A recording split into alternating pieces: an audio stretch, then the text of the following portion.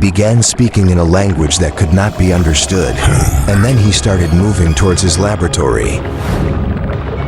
Upon reaching the lab, he searched for an electrical cable. However, he had forgotten that the original cable had been damaged by Skibidi. He then remembered that he had replaced it with a thicker cable and increased the electrical power in his house for the purpose of making the blue liquid. After finding the cable in his lab, he deliberately shocked himself with it, hoping to gain superpowers like Skibidi.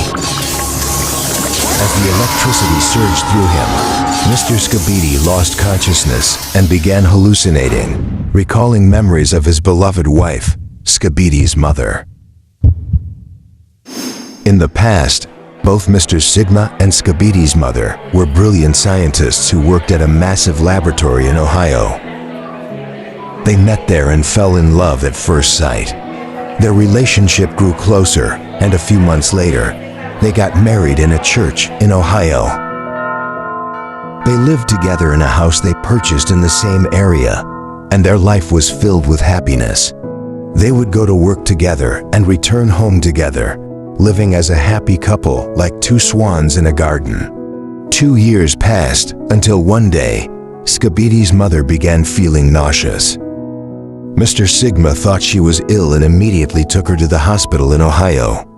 After the examination, they discovered that she wasn't sick, but was actually pregnant, already 4 months along. Yes, she was carrying their child, who would later be named Skibidi.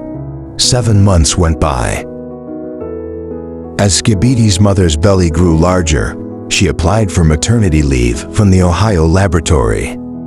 However, the lab still needed her expertise at that time, so her leave was postponed for about a month.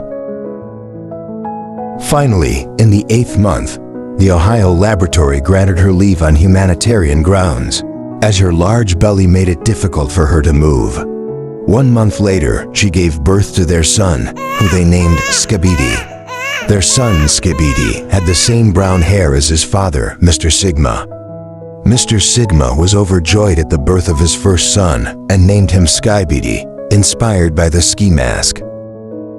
A few days later, Mr. Sigma, Skibidi's mother, and baby Skibidi returned home from the hospital. Upon arriving home, they rested and placed baby Skibidi in his prepared nursery. While they were enjoying this happy moment together, suddenly there was a knock at their door. Mr. Sigma quickly went to the door and opened it. Suddenly, about 10 Ohio State police officers entered their home without permission, looking for Skibidi's mother. They took her away with her head covered in a black cloth. At that moment, Mr. Sigma could do nothing but watch helplessly. Subscribe for the next episode.